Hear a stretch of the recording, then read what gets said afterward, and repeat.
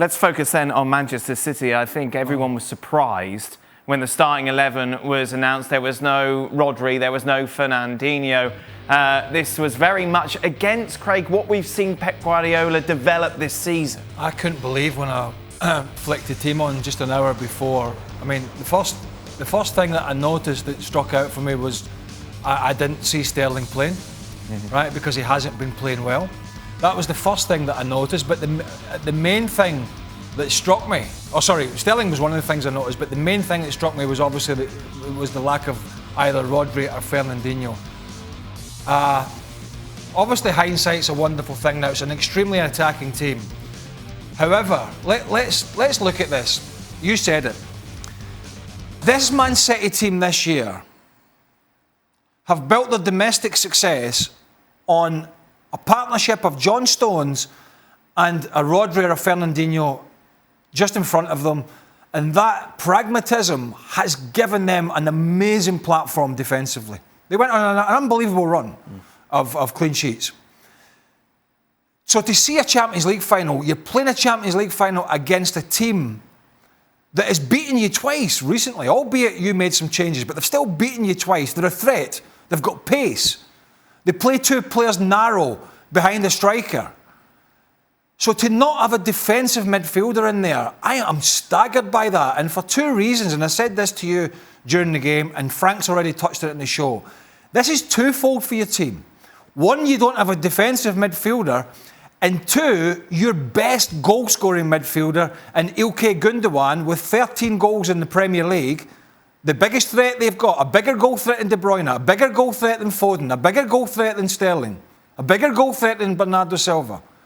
Every game this year he's been a threat because he's been timing those runs from a deeper position, but he couldn't do that until they made the substitution, I think, on the hour mark, because he was the only guy with any defensive nous. And I'm saying that about Gundogan, he's an attacking player. He was the only guy that was in the middle of the park, and so the best facets of his game this year were thwarted, were negated, because he was trying to do all these other things. He was trying to plug the holes when City lost the ball.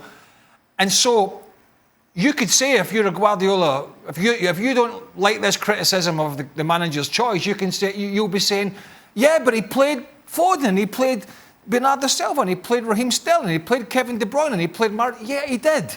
He did. But Ilkay Gundogan has been scoring the amount of goals for a reason. His timing of the runs from the middle of the park, because he has somebody behind him that allows him to do it, has been exemplary.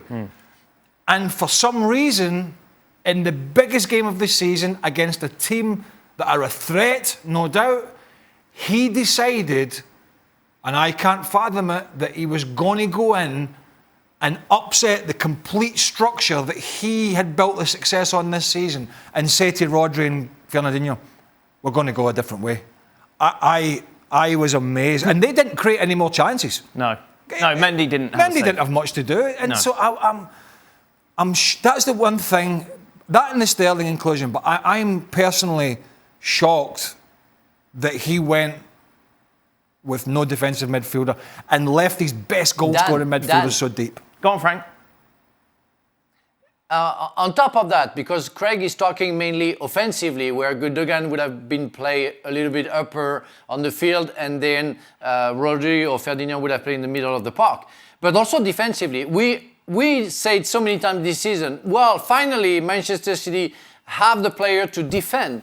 But in order to defend well, and I know I play with Didier Deschamps, I play with Dennis Wise, I play with so many fantastic defensive midfield players, and that's why I'm not naming Craig, but they done the difference, because Rodri or Fernandinho did help Ruben Dias and John Stones. And today, on the action that we see where Chelsea scores, there is a big no man's land where you don't see anybody. You don't see a midfielder from Manchester City. And it's maybe why Mason Mount is allowed to make that fantastic pass.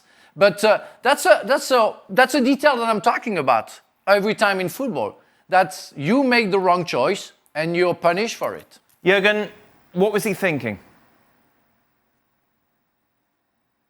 Well, I don't know. Maybe he was thinking that, he has so many kind of free-floating players up front that they can create enough chances, and score probably already in the first half. Obviously, this is a big discussion because without a number 6, without Fernandinho or Rodri in that moment, all the other midfielders, like Ilkay Gündogan, need to do a lot of more defensive work, which tires them out. And in the moment then they have the ball, Gündogan or De Bruyne comes back into midfield, Bernardo Silva, then they're lacking the spark, they're lacking creativity to make a difference in going forward. Another issue certainly was then for Manchester City that they couldn't create enough width, They couldn't kind of widen things enough coming over the wings. Here and there, Kyle Walker had 1 or 2 situations first half where he could break down to the end line. But other than that, Zinchenko never got forward. And so they couldn't make a difference on the flanks and create chances. And certainly this is a tactical fact that we love to discuss. And I think that also Pep Guardiola probably will look back and says, yeah, should have maybe that decision I had made, should have made it differently. Fernandinho has, look, this is always, that's what we do. We analyse after the fact, managers make choices. And we saw Tuchel make some choices in the FA Cup final and it didn't work for them, they lost. And but I am shocked today by this one, primarily because after last season, going out in the Champions League as they did, having the season they did in the league, we were all saying, right, what part of the game do City need to have a good think about defending, right? But that was not just Ruben Dias, it was a defensive midfielder in front. But let me tell you something, Fernandinho has made a career of filling in for people's mistakes, whether it be a full-back not tucking in like Zinchenko. He's made a career of filling in there. But mark my words, playing a Fernandinho or a Rodri was not making Man City less efficient going forward today. It was only making them less efficient defensively. That was the bigger problem. Well, thank you very much for watching ESPN on YouTube. For more sports highlights and analysis, be sure to download the ESPN app. And for live streaming, premium content, and let's not forget as well, ESPN FC 7 days a week. Subscribe to ESPN Plus.